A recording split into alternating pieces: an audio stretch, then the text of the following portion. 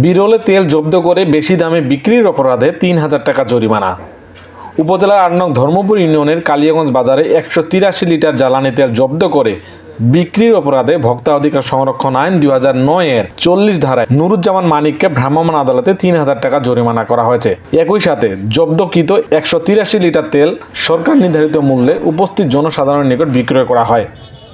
ভ্রাম্যমাণ আদালত পরিচালনা করেন উপজেলা সহকারী কমিশনার ভূমি ও নির্বাহী ম্যাজিস্ট্রেট ইশতিয়াক আহমেদ। এ সময় Dharmapur forest beat officer Mohsin Ali, স্থানীয় ওয়ার্ড সদস্য আবু সুফিয়ান সহ বিরল থানার ২৪ পুলিশ সদস্যগণ উপস্থিত ছিলেন।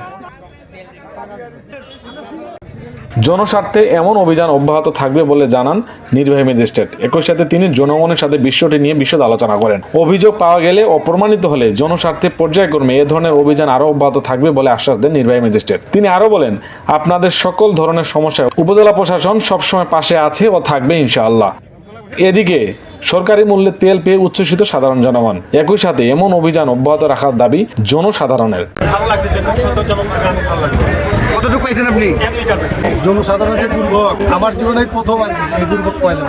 যাক স্যার যে ধরার পরে যে এই আমরা ১২০ টাকা বা ১৬ টাকা করে পাচ্ছি, তাকে ধন্যবাদ। এখানে সারা দেশে যেখানে তেল পাওয়া যাচ্ছে না, কয়েকদিন ধরেই তেল সে মজুত করে রেখেছিল এবং বাজারে মূল্য চেয়ে সে ২৫০ টাকা কেজিতে বিক্রি করতেছিল। আমরা তার দোকানে কয়েকবার গেছিলাম, সে শিকার হয়নি যে তেল আছে। এখন প্রশাসনের মাধ্যমে এই তেলটা উদ্ধার করে প্রশাসন নিজ দায়িত্বে ১১৬ টাকায় পাবলিকের মাঝে বিতরণ করতেছে। আমিও ১ লিটার তেল নিলাম, ১১৬ টাকা দিলাম। প্রশাসন ঠিক কাজ করছে এবং কেউ যেন বাজারের চেয়ে অধিক মূল্যে তেল বিক্রি করতে না পারে, এটাই আমরা চাই। ভালো লাগছে, পাম্পের কাজটা করলো। যেটাই জহির, বিরলের সংবাদ, বিরল দিনাজপুর।